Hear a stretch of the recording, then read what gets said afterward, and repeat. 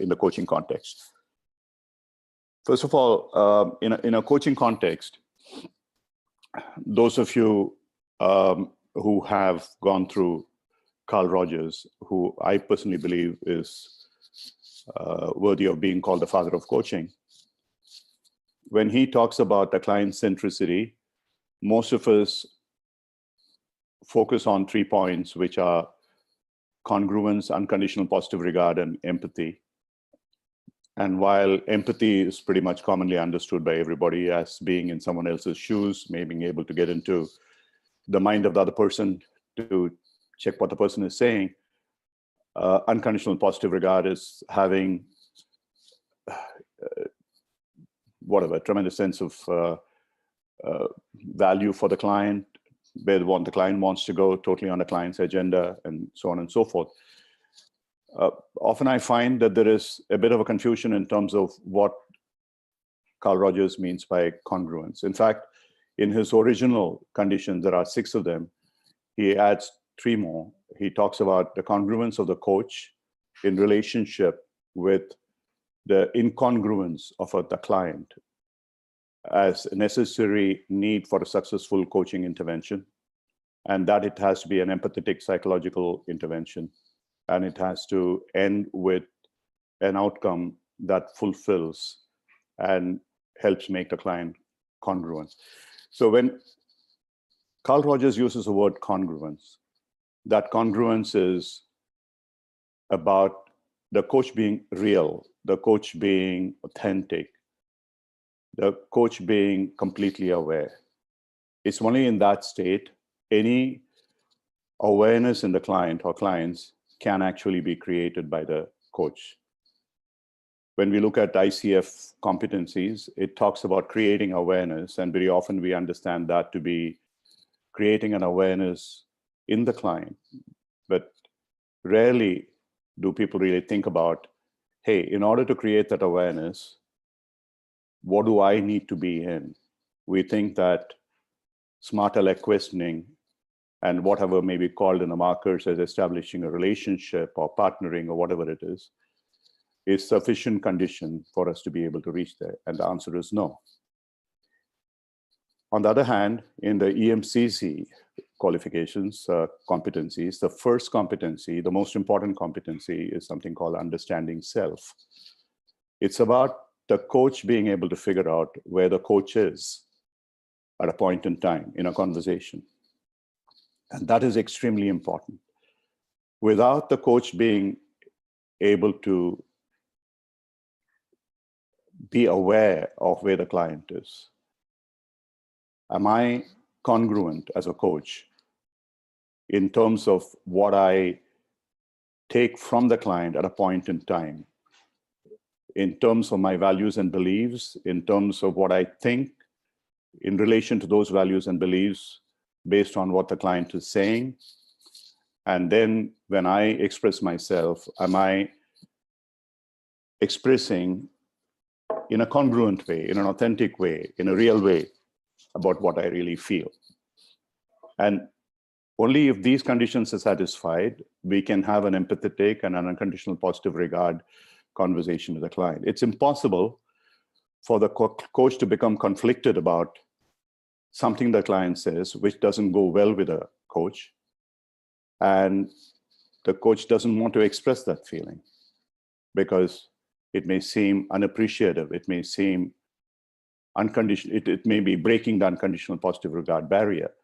However, not being able to express that in an appropriate manner to the client itself will reduce the unconditional positive regard that you will feel, because Carl Rogers somewhere goes on to say, I'm not a believer in the Pollyannas, and nor is anybody capable of being that.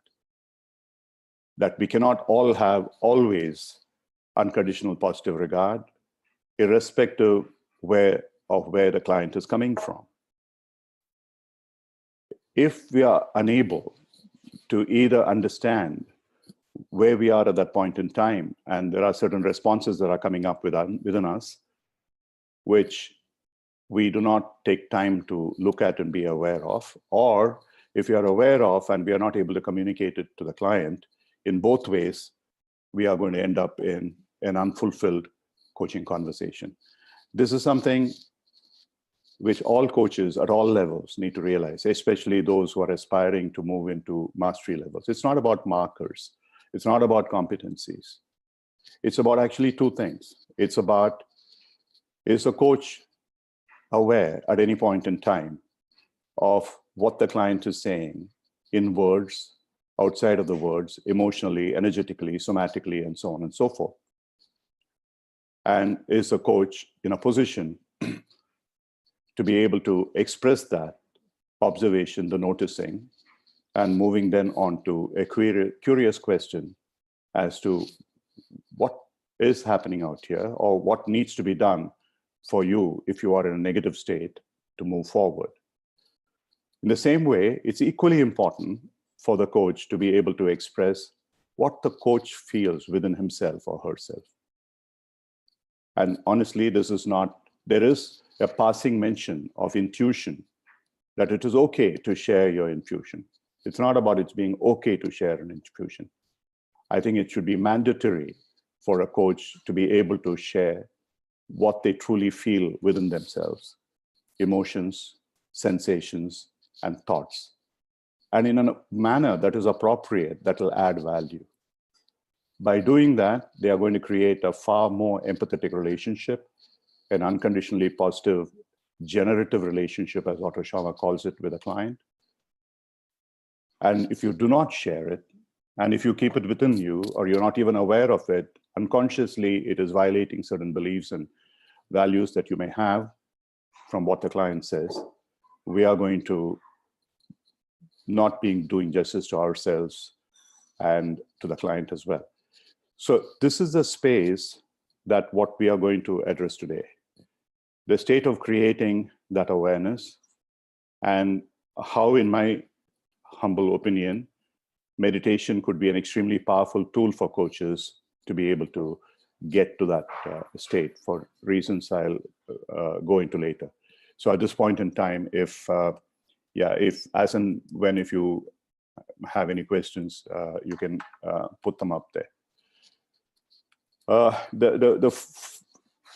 When I started looking at this, one of the things, this was some time ago, apart from reading just Carl Rogers and talking about awareness and so on and so forth, you keep on coming into this word, consciousness, in many of this literature, not so much in the competencies as described by ICF or EMCC, but whenever you look up the word awareness anywhere in a dictionary, you would automatically find the word consciousness, which is cropping up. So are they the same? And if they are the same, why are they two different words? And what do they mean differently? And when I started going into it in detail, in somewhat parallel lines, I came across an incongruity in relation to creating either awareness or consciousness about the meanings for the two words called brain and mind. Today, I think most of us clearly understand, or most people who are familiar with science and the subject clearly understand, that brain is not the mind. In fact, we know now that an adult human body could have anywhere, I'm told that the exact figure according to Google is 37.2 trillion cells in a human body, but the count goes anywhere from about 50 trillion to 100 trillion cells in an average human body. If you're built like I am, 6 feet something, and probably close to about 90 kilos or whatever, then in that case, maybe the chances are that you might have closer to 100 trillion cells. Now, each of these cells in the body, they have an intelligence. And what may also surprise you to know is that each of these cells has an electric potential. Each one has the equivalent of about 1 volt of electric potential within them. Just imagine that you as a human being is carrying anywhere between 50 trillion volts to 100 trillion volts of electricity, far higher than any bolt of lightning or thunder that would carry an equivalent amount of this. The human system, the body, the mind, the totality of your body, mind, is an extraordinarily powerful energy source and energy resource. Within that, the brain has about 100 billion cells. And that's the comparison. So it could be anywhere between, if you look at the smaller number, it could be 100 billion. So 10 into 30 would be 300. Otherwise, it'll be 1,000. So the total amount of intelligence that is stored in terms of cell measurement, because cellular intelligence is the key to all our intelligences, whether they are stored in different parts of your body, whether it's in your bone, whether it's in your skin, whether it's in your blood. These cells are the ones which have your core intelligence. And the brains are just one part of that larger mind-body system. And they carry anywhere between 1 in 300 to 1 in 1,000 of the total intelligence of the body. And that's really what the truth of it is. Whenever scientists talk about neurobiology and neurophysiology and brain and so on and so forth, if they talk about it without relevance to the rest of the mind-body system in terms of intelligence, I doubt today, in today's knowledge base and wisdom base, they probably don't even know what they are talking about. And this is all out there. If you want to Google and find out, it's actual facts and figures which have been scientifically established. When we go back to probably when some of the most ancient scriptures have talked about this, the Hindu Vedic scriptures, which are probably about 5,000 years old, when they talk about the mind, they don't make any mention of the brain at all. The brain doesn't even factor in that. They talk about 4 functions of the mind. These functions are called manas, the senses, memory, the chitti, ahankara, the ego, and higher intelligence, the buddhi. These are the 4 functions. And even today, if you look at a detailed description of the brain, something related to the triune theory and so on, and there's a guy called Dan Siegel who talks about a hand model of the brain.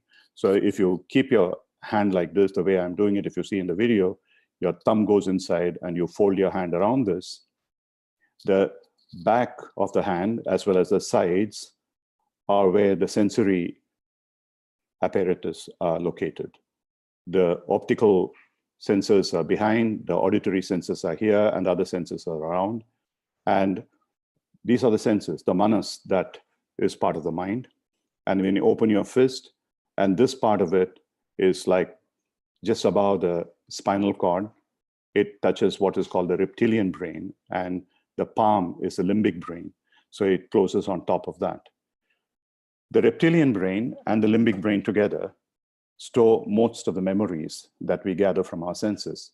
The senses are basically our antennae, which roam around, which connect us to the external world, and the inputs that we receive, as if like a nutrition to our body system, is a nutrition to the mind system.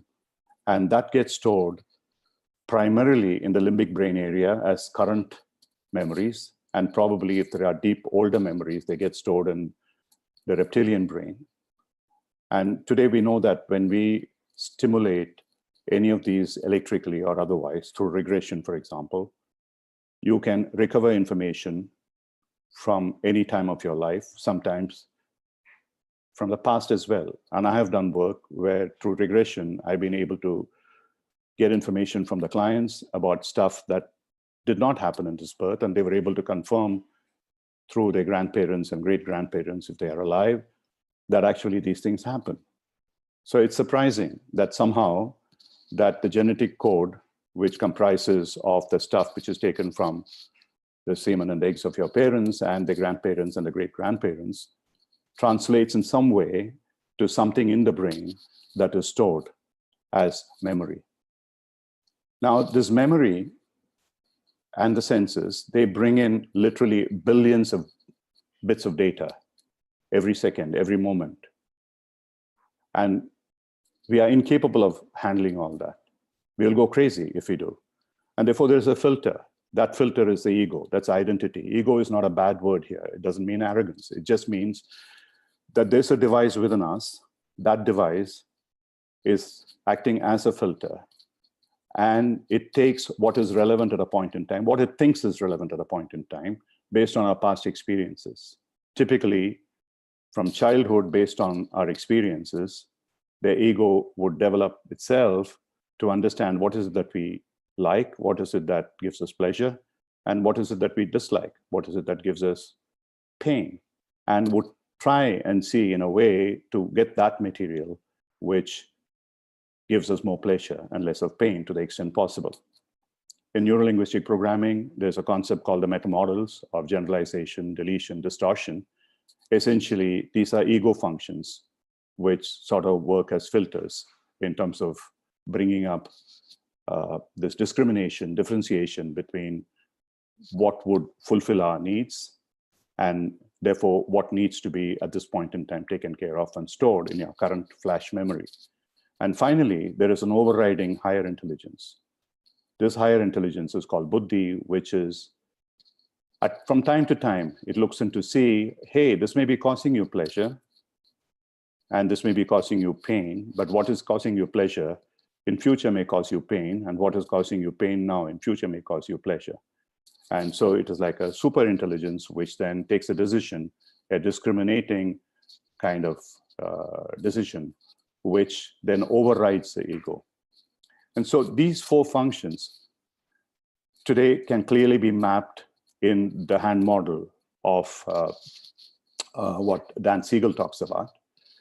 The limbic brain, this part of the brain, the reptilian brain and the limbic brain, they contain the spaces where memory is stored. There's a part called the hippocampus, which is in the limbic brain, which stores all our memories. And in the limbic brain, there is a part called the hypothalamus and amygdala, which you might have heard of if you read Daniel Goleman or anybody else in terms of emotional intelligence. The amygdala is a barometer of emotions for us. And it tells us where we are. It gets enlarged when we are in serious emotional states. And in fact, the emotions control us, and it bypasses our thinking process. So the hypothalamus and amygdala are parts of the brain which are related to the storage of memory, which is in turn related to emotions and so on. The ego is spread throughout the limbic brain in terms of emotional intelligence and cognitive intelligence. And the frontal part of the brain, which is this part of the brain and this part of the brain, the frontal cortex and the prefrontal cortex, are part of the superior brain or the higher intelligence. So today's science has come a long way from the time where it was just that a few neurons and synapses and so on, which control everything that happens within our body. In today's brain theory, the way the mind works, neurobiological systems, yes, the brain is still the operating system, but it works in conjunction with the intelligence, which is all around us.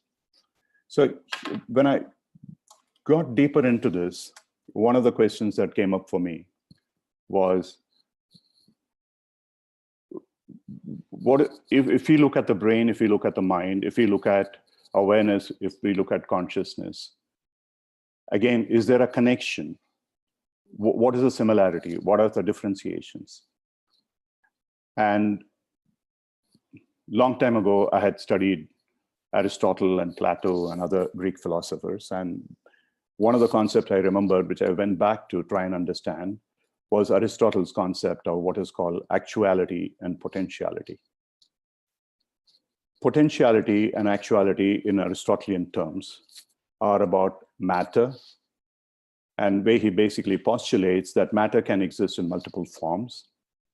And in each one, there is a potential that creates another form, which is an actuality.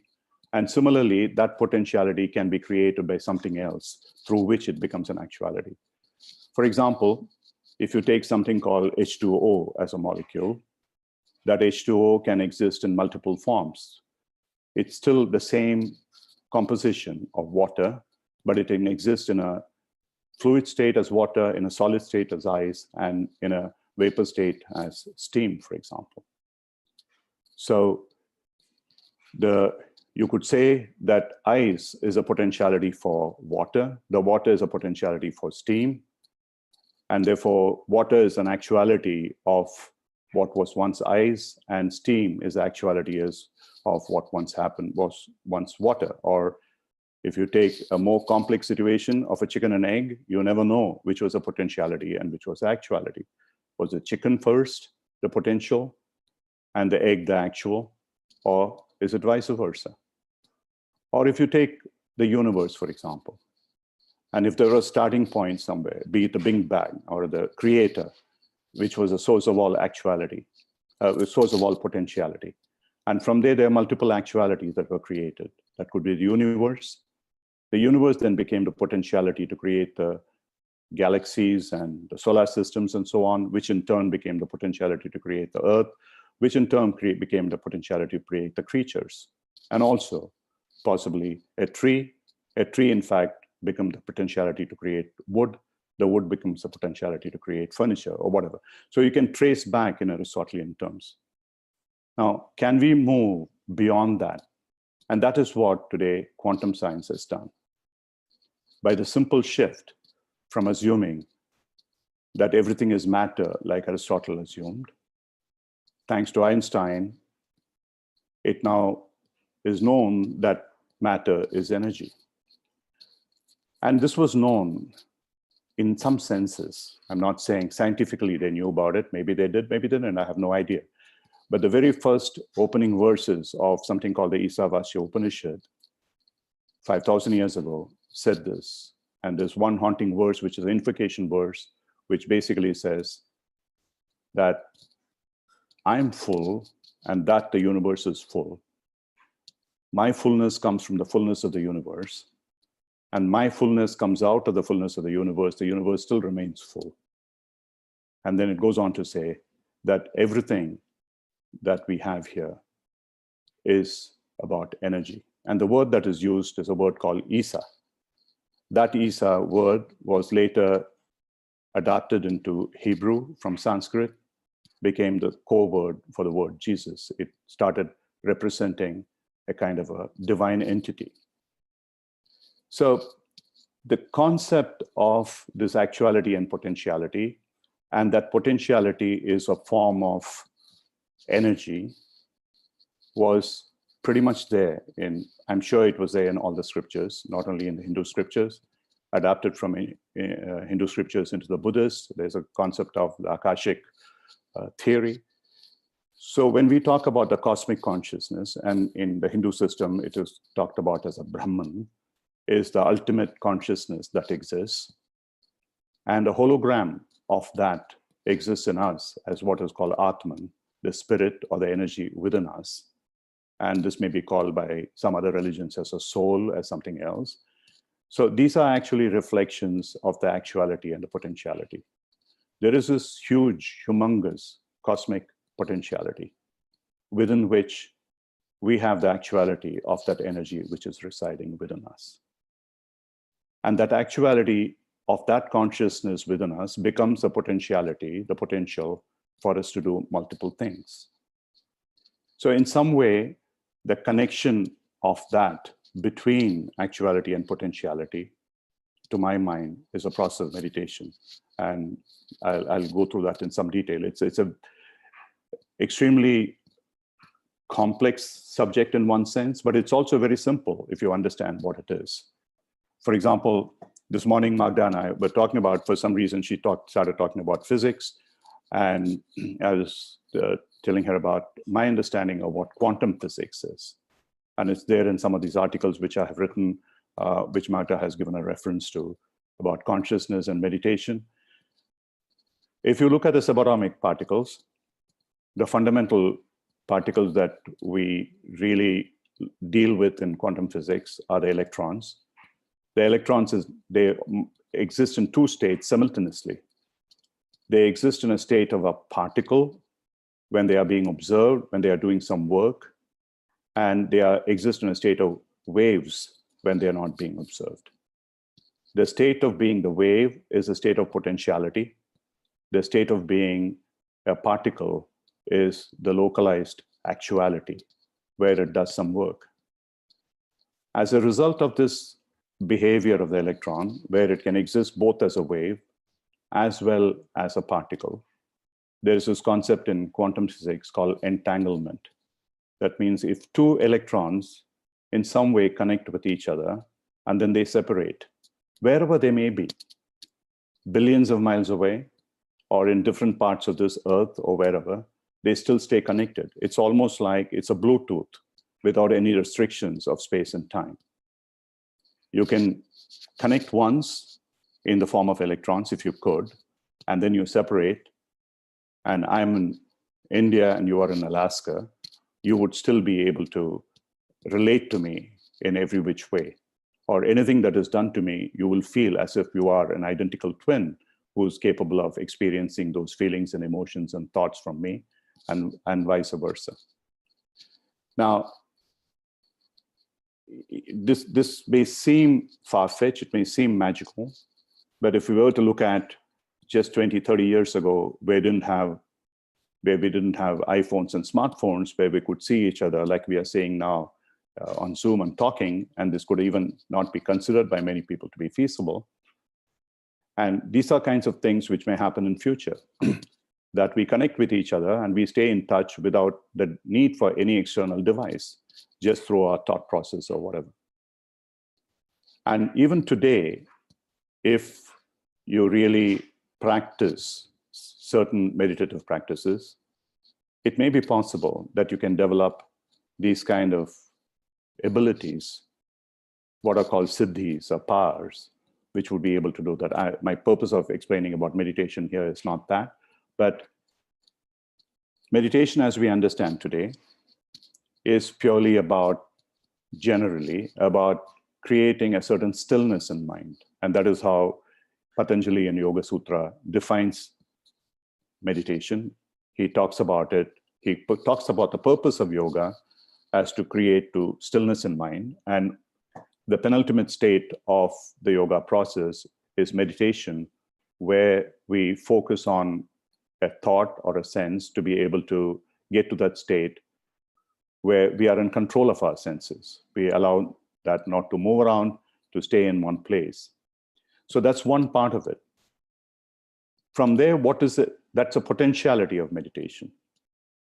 So in terms of actuality of meditation, there are multiple things that we are capable of doing.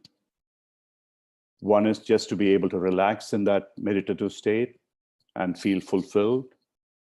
Lie down on your back and look at the flowers and look at the sky, look at whatever, and be absolutely still. That's absolutely possible. That's absolutely fantastic. Or you could use that potentiality within you, the tremendous energy within you, to create things that you want to do. That's also possible through meditation. You can access the energy outside, the cosmic energy, and to be able to send out your thoughts, influence other people's thoughts in many ways. And these are things that you can do with meditation as well.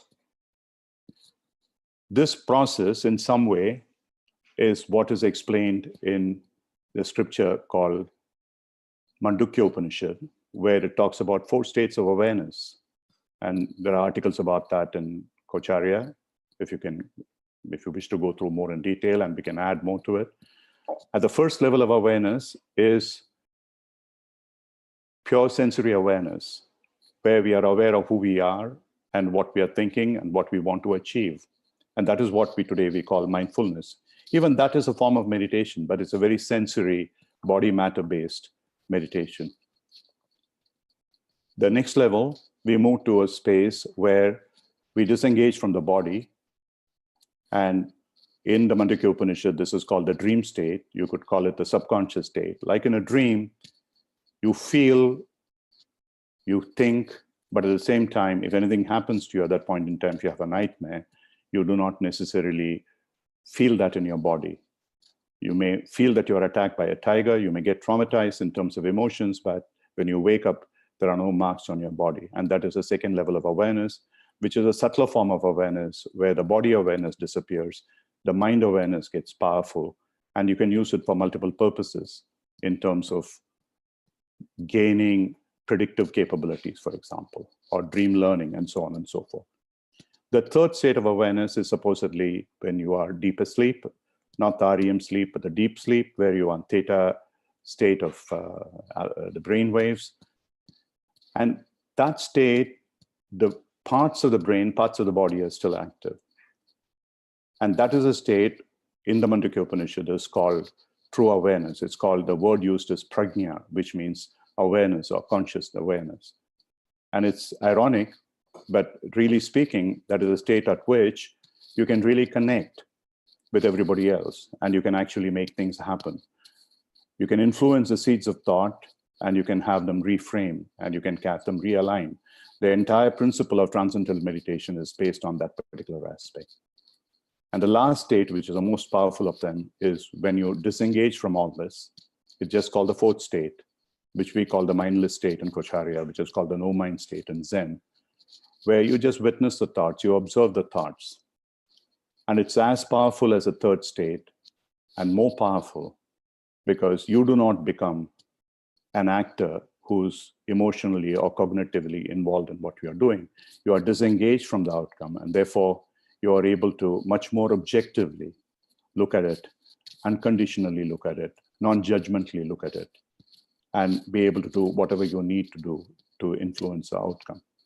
In some ways, in coaching, that is a state of awareness which a good coach needs to reach to be able to engage with a client without getting emotionally entangled with what is happening with the client's life, with what the client is saying, but at the same time, to be sufficiently subjectively aware of what is happening within to be able to express it and go beyond any of those judgmental, prejudiced biases, values, and beliefs to be able to move the client forward into an outcome that the client wants.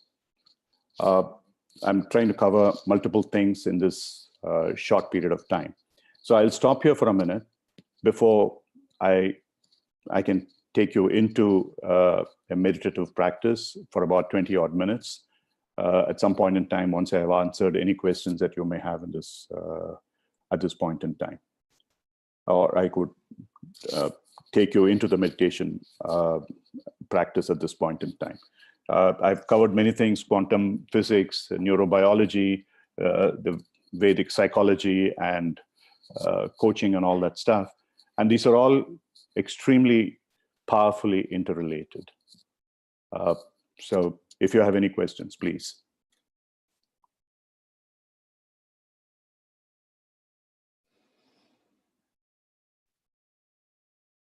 There's a question, Ram, in the chat. Yeah. The first question is, I'm blind. How can I feel meditation? Meditation is not about, that is why the higher levels of meditation have nothing to do with your sensory perspectives, sensory perceptions. Whether you are blind or whether you are deaf, whatever you are, it doesn't make a difference, because what you're doing is moving into the space which is beyond the senses. So in the meditation that I'll take you through, it's nothing to do with seeing or hearing. Anybody who's alive is able to breathe. That's all that you need. Can you be aware of your breath? Use the breath as a medium for going deep into meditation. That's the simplest way of going into meditation. And then you can use from there the body awareness in terms of feeling different parts of your body, nothing to do with seeing or hearing or tasting or smelling, but just feeling within, which as long as we are all alive, we could feel certain parts of all parts of our body. And these two methodologies of breath and body awareness are the simplest ways for us to go deeper into our own breath awareness and body awareness. And once we are creating that awareness, we will also find a way to move out of that into a space where we are just witnessing that awareness. We are not actually part of the breath or the body. I'll take you through that, and maybe in this sitting itself, you may be able to experience it, or if you practice it, certainly you will experience it. The second question is, Kannan's question, if the coach is in the fourth state, how is it possible to think? The fourth state does not mean that you do not think. You think. but you are disengaged from the thoughts. You are just witnessing the thoughts. You're observing the thoughts. You're not getting caught in the thoughts or the emotions of the thoughts. There was a kind of a simple exercise I used to do when I used to work with people in my spiritual journey several years ago. Just ask them to sit down, close their eyes, and try not to think of anything at all. Keep the mind blank. And then they will have a piece of paper, as and when, if they start thinking, they open their eyes and they start noting down what the thought is. When I try to do it myself, and several others have fed me back the same kind of information, is for the first, let's say maybe 10 seconds or 15 seconds, people would say, hey, I didn't think of anything. I was keeping my mind blank. And some trigger, something would happen. There might be a shuffle, there might be a cough, there might be someone sneezing, something happening. And then there would be a thought arising there.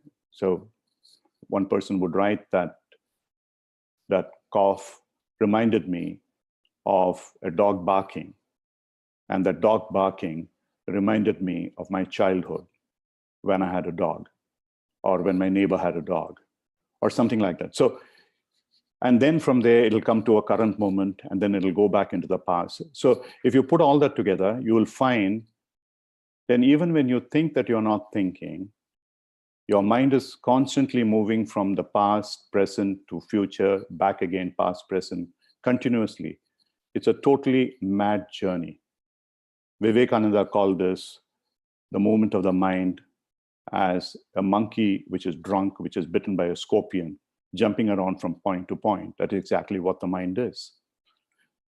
What in meditation happens is that you try to focus the mind on one particular thought, which is usually a mantra. It could be a vision. It could be something which is, let's say, something that anchors you. But that's only the starting point. It is good, but it is better to move beyond that point to a state where you watch the thoughts move in your mind without getting engaged with the thoughts. It's almost like watching the sky and you see the clouds moving past. You don't think that you are the cloud or the sky, you just watch them. Or you watch a tree and the wind is blowing and the leaves are moving. Yeah, they are moving. That's happening, fine. I look at it, but I don't get caught up in it. I don't get emotionally involved with it. So can you remain in that state? That is the state that we are talking about, where you are not getting involved in the thoughts, but you are still thinking. It's not that you are not thinking. You are thinking, but you are disengaged from the thoughts. And when you practice meditation, that is a state that you should really look for. Okay, Sahana, Siddhis in modern Homo sapien, highly improbable, is mainly sleepy. Yeah, you are absolutely right. Siddhi is not the purpose of this thing. It's not a highly improbable that I doubt very much, because I've experienced good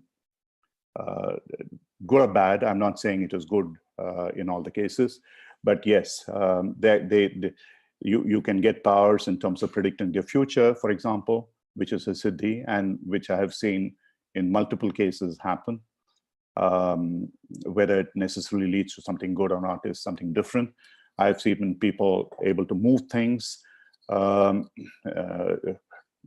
that word is called now, something kinetic, whatever, all that kind of a stuff. And these are scientifically established today. So the highly improbable, I would not agree with, at least personal observation. And it's also a scientific observation. There are a number of scientific experiments that have been conducted, especially in Russia and several other countries, which show this. For instance, I worked with a guy who could take photographs of your body, something he called it poly-interface photography, and I didn't believe it at all. And he made me meditate for 20 minutes. I asked him, what am I going to see? I don't believe what you're saying is true. He said, no, what kind of meditation are you going to do? Those days I was practicing Reiki, for instance. I'm a master Reiki practitioner. And I said, healing meditation. He said, your body will turn green. It was amazing. It was 20 minutes, 20 pictures he took, 1 minute each. And the body moved from whatever colors there were, different parts of the body, to green, almost all parts of the body, except a particular spot on my back, which was black. And he said, there's some issue there. There's some energy issue there. And I have a chronic back pain. So whether you call it a siddhi, whether you call it something else, that's a different matter. But these are possible.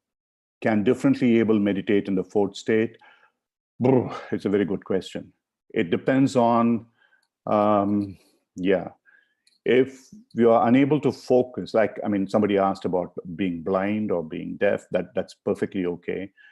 But mentally, if someone is in a state where they're not able to focus, it could be difficult. There are processes which you can work with them on, which may not necessarily be pure meditative processes, but they could be guided practices. It's possible, but maybe not straightforward meditation. That's a good question. Mindless is something I'm hearing for the first time. I've heard, yeah, sure. If you read Coacharya, you will hear mindless again and again. I'm deliberately using that term to poke fun at mindfulness. Not that mindfulness is not important. It's a beginning of awareness. It's a good sensory awareness. At least you are aware of what you're experiencing. Even in coaching, that's a good thing. Like, for example, when you start observing what the client is saying, not just the words, but beyond the words, emotions, energies, and if you're able to capture them and if you're able to express them, that's a good beginning in mindfulness. But when you go to mindlessness, is the state in which the coach, without any kind of bias, without any kind of judgment, without any kind of influence of their value systems and beliefs, is able to look within himself or herself and be able to share that with a client in a completely disengaged witnessing fashion. And that would be the highest level of awareness. Can you please explain delta state of mind, prajna, true awareness? It could be delta or theta, depending upon, I don't know, depending upon, I think, individual proclivities. It's a state in which typically, technically, the body-mind is at rest, complete rest. But you know that your autonomous system is working. You are breathing. Your nervous system is working. At that state, there are practices, for example, yoga nidra, for instance, vipassana, for instance. These are processes which would allow you to simulate that state when you are in a conscious state, go deep into that state where the body-mind state is disengaged from. And in that state, you, in a sense, you become part of the cosmic consciousness. And that is why it is called the prajna. It is called the true awareness state. So in Transcendental Meditation, if you go through the very first book, or probably the only book that Maharishi Mahesh Yogi wrote, he says that his example is that in that state, what happens is thoughts in any form, you call it emotions, thoughts, feelings, or whatever it is, any kind of those mind movements. Yoga defines it as 5 or 6 different movements of the mind. And they are there like very minute bubbles at the bottom of a lake or an ocean. And that is where they stay when you are in deep sleep. And gradually, at later points in time, as you become more and more conscious, they come out of the lake bed and they come up to the top, and then they explode out in terms of actionable thoughts and so on and so forth. Beyond a point, when they are almost at the surface, there is no way that you can do anything to control them. Those thoughts and emotions control you. But when you are able to observe them as those source bubbles or the seed bubbles, they have 2 properties, like the electrons, probably like wave-like properties of potentiality. They are interconnected. They are entangled with one another. And so you are able to get into a state of entanglement with other people. And that is how he started this experiment of so many number of people starting to meditate at a particular point in time to create a mass movement. I think there were some experiments which were done which proved that this could be done, but it was never carried beyond a point. So that is a state of prajna where you can be in a state of cosmic consciousness. How can Vipassana help us to become better coaches? If you have done your Vipassana, you would know. If you haven't done your Vipassana, it would still be a question. That's all I can say. And there are many, I'm sure, in this particular forum as well, who have done Vipassana and who have realized how it has made them become better coaches, because you get into a state which is through breath awareness and body awareness, you get into a state where you can go beyond your breath and body awareness into that state of experiencing what your true energy state is. And so that amazingly, I mean, it shifts you in multiple ways. As someone who has practiced Vipassana, I know this. And in fact, every single coach that I work with, I suggest to them, practice Vipassana. And one of the, I mean, what I would take you through in a few minutes' time would be a very, very shortened, Vipassana is done for 10 days. So in 20 minutes, we will try and do something which is in a small way, a simulation of the Vipassana. Potentiality and actuality looks like a cyclic. No, it is not cyclic. It could be. It's not necessarily cyclic, but it could be a continuous process. Like, for example, the universe is a potentiality, the galaxy is an actuality, and the actuality becomes a potentiality in the galaxy, and then there could be the solar systems as actuality. The solar system becomes a potentiality, and the planets become an actuality, and so on and so forth. So it could be a continuum. So what you're really looking at is, can I get to the source of it? And in the meditative process, the whole concept I would like to leave with you is, can you move to the highest level of potentiality? The highest level of potentiality is the cosmic consciousness, where you are moving beyond your mind-body awareness. You are moving beyond the time and space boundaries of where your mind and body is. Ahmed, is there a relationship between meditation and coaching? To what extent? I don't think there's any relationship between meditation and coaching. There's clearly a relationship between awareness and coaching. Awareness as expressed by the coach, as being created in the client. I think the meditation process is a state which enables the coach to become far more aware. And that is where the connection would be, the relationship would be.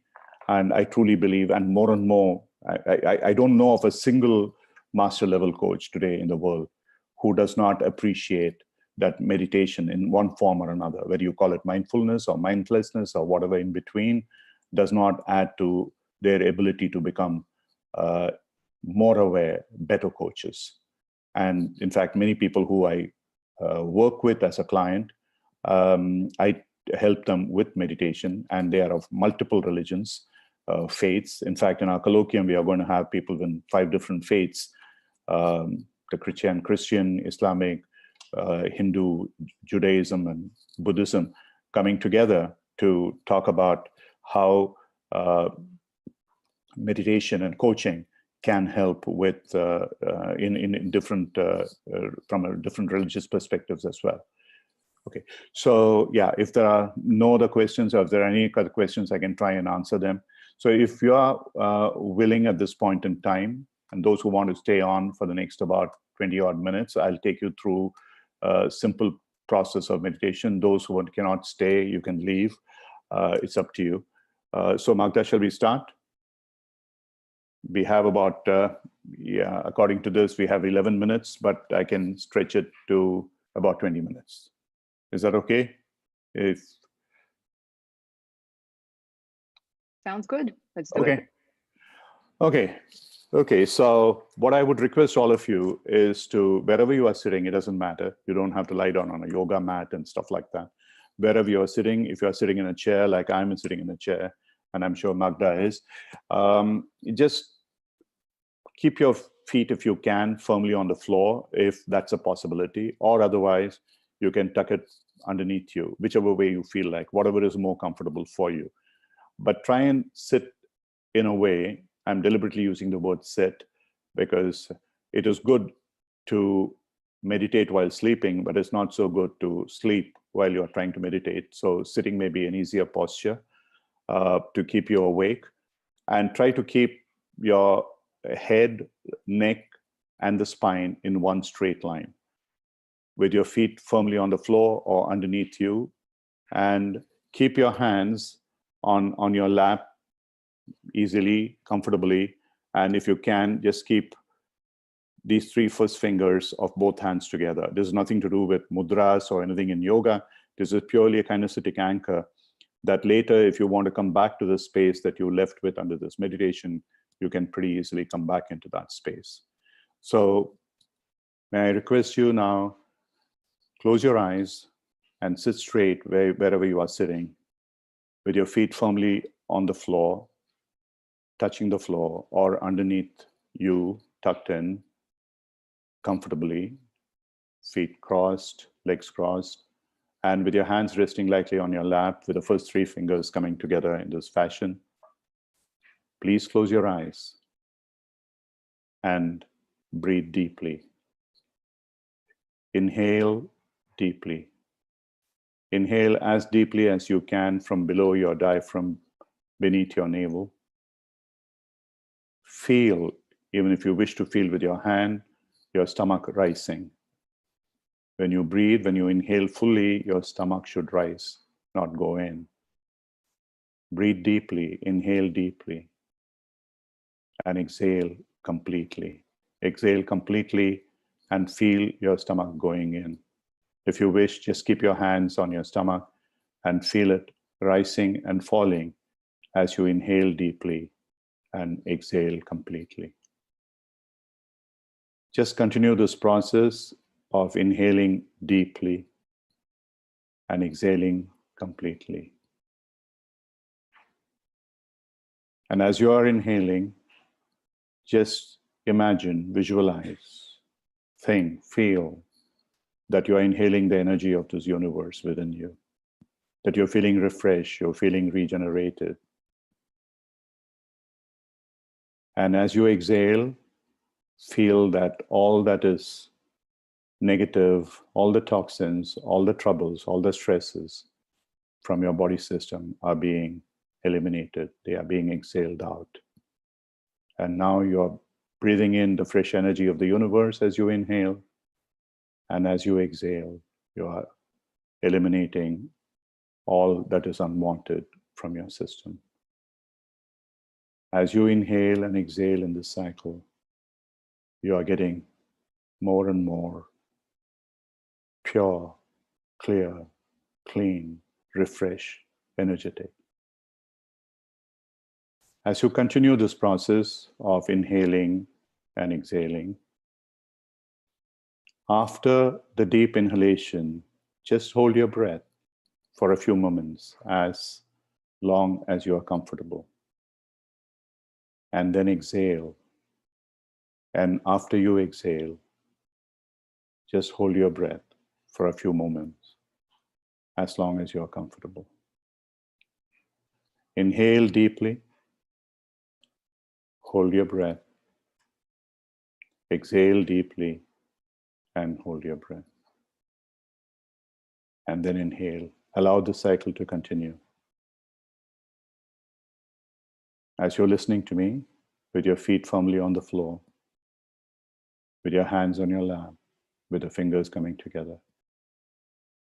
And as you're inhaling deeply, holding, exhaling completely and holding, you're going deeper and deeper into yourself, into a deep, relaxed state of meditative awareness and consciousness. As you inhale, visualize that you are inhaling the energy of this universe.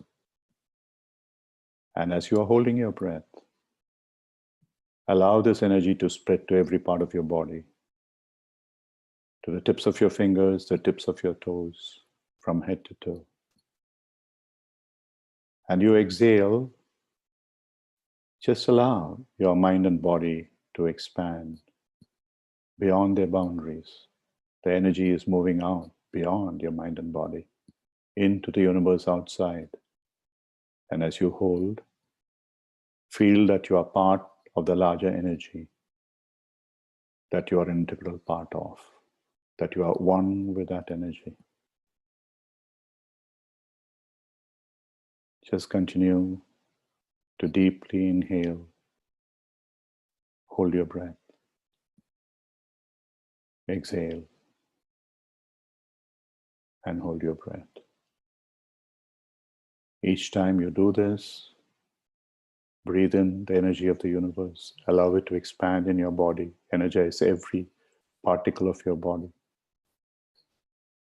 Then as you exhale, move out of the boundary of the body and mind, and then become one with the energy of this universe.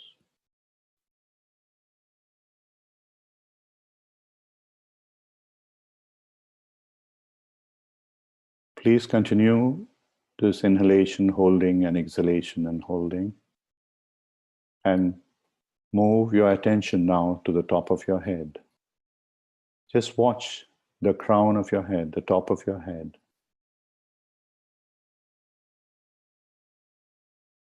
And try and see if there is something that you can feel out there as an energy movement, something which is maybe the blood pounding in your skull, maybe it's like a crawling sensation, maybe it's a throbbing sensation, something that is happening. If you can feel it, great. If you don't, it doesn't matter. Just watch that space. Watch the head of the crown. It's one of the most powerful energy centers of the body, the highest level of energy. And gradually bring your attention down to the point between your eyes on the forehead, called the third eye point, the midpoint on your forehead, just above the brow. Watch it, feel any sensation that you may be feeling, whatever, throbbing, a movement of the skin, any energy movement that you may feel. Or even if you don't feel anything, that's fine too. With experience and practice, you would eventually. Just become aware of this point. And now move to the throat, the Adam's apple, and watch the space. And see if you can experience something. A throbbing perhaps. Perhaps as you watch it, you might want to swallow. Whatever that is happening at that point in time. Some energy movement that you may notice. Even if you do not, it is okay. You will eventually. And slowly move your attention down to your heart region.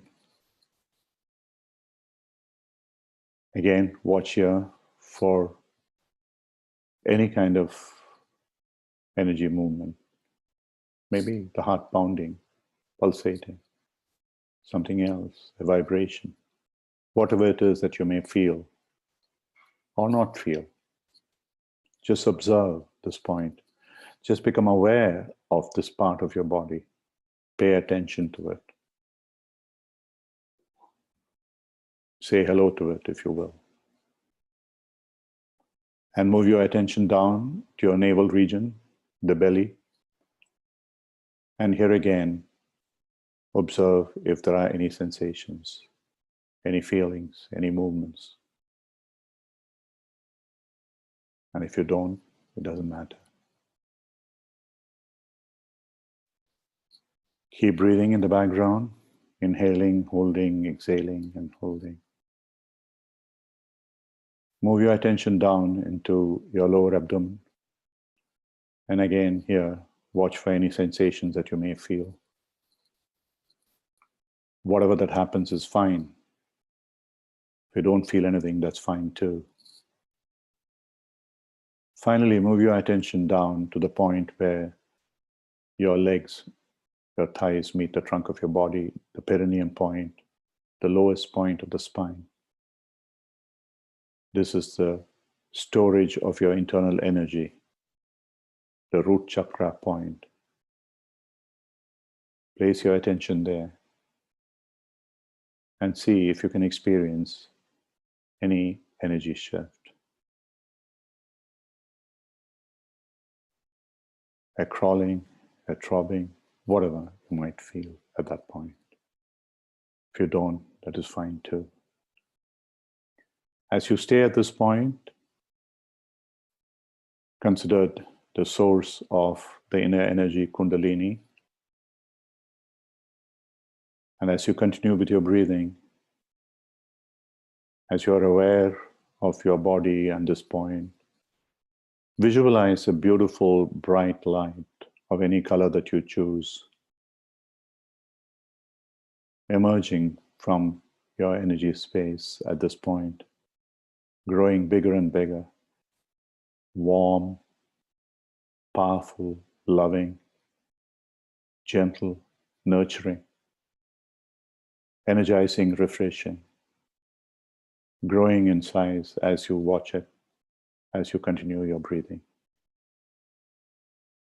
Slowly, gently allow it to move from that space of the perineum point to your lower abdomen.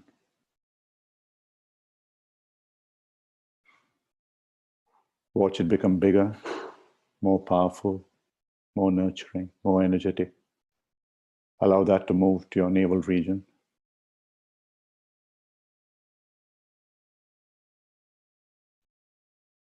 And slowly from there, let it rise and move to your heart region. And allow it to become bigger and bigger, and let it cover your entire lower half of the body, becoming larger and larger,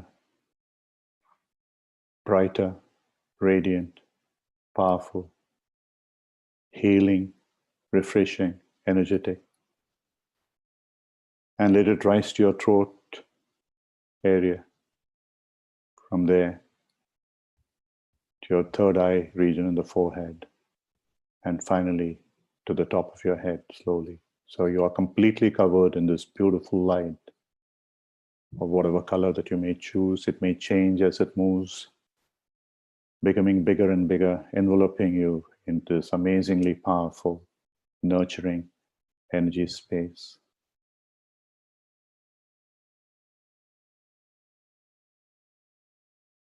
Just stay there. Feel comfortable. Allow yourself to feel protected, refreshed and healed and energized in this space.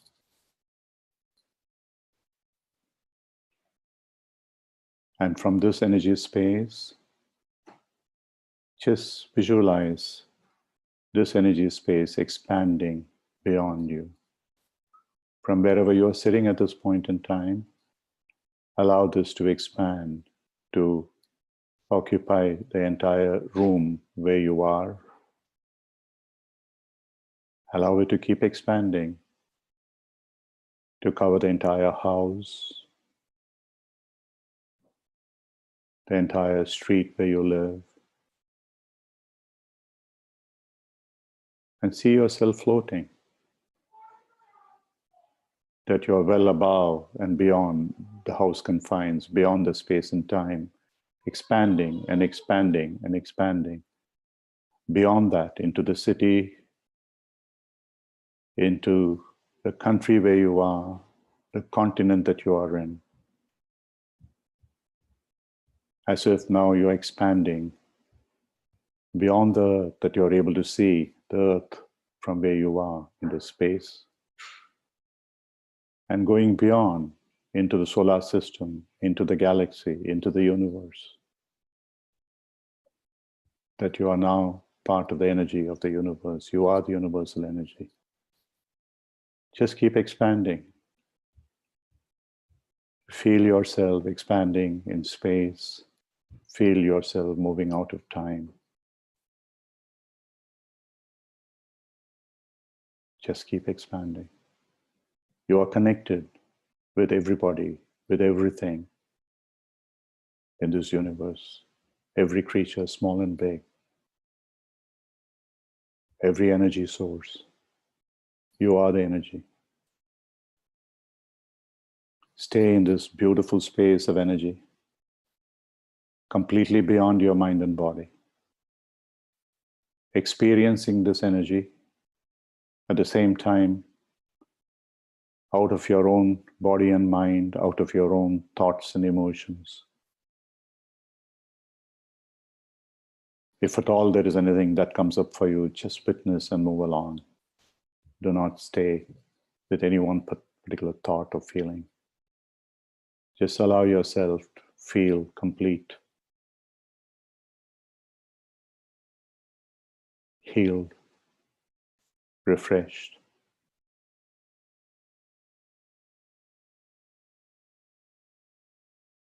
And put some pressure on your fingers that you're holding on both hands, circled together, to remind yourself that at any point in time in future, if you want to come back into this space, sitting down, closing your eyes with your feet on the floor or below you, with your eyes closed and with your hands together, you would be able to very quickly come into this space and continue this meditation where you left it.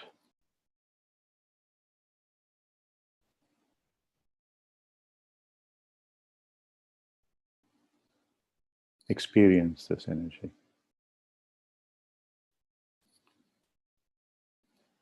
This is something that you can practice every day. And the more you practice it, the more you will develop the ability of shifting into a space of awareness where you are beyond your thoughts and emotions, where you are disengaged, you are just a witness, you are an observer, and that you are pure energy. You are no longer mind and body alone. You are mind, body, as well as the energy space that you are in. You are the potentiality. You are in a space of infinite possibilities that you can reach out to and actualize, and that's in your hands.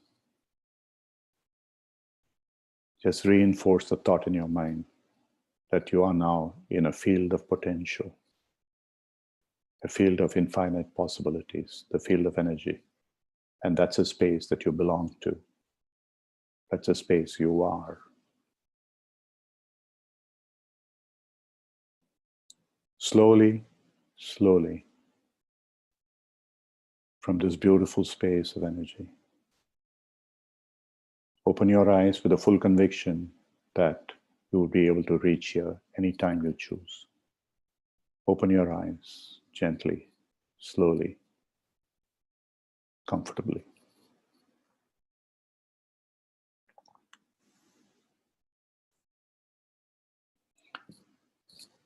I would just like to leave you at this stage. I'm not too keen to answer any questions, but any of you who would like to ask questions, please do reach out to Magda or I, or we could have a follow-up session if there is serious interest in this, probably sometime early in 2020. But in the meantime, if any of you would like to join us on the advanced webinar to ask any questions on this subject, you're more than welcome, which is on the second Wednesday. We'll announce a date on which, if there is serious interest in pursuing this topic of potentiality and actuality and how meditation can help and what really meditation is in coaching terms. So I'll end the call at this time because I would like you to stay in this space for a while longer without getting into any kind of a cognitive space, trying to ask questions, trying to, from a logical point of view, analytical point of view, look at what happened and why it happened. Thank you.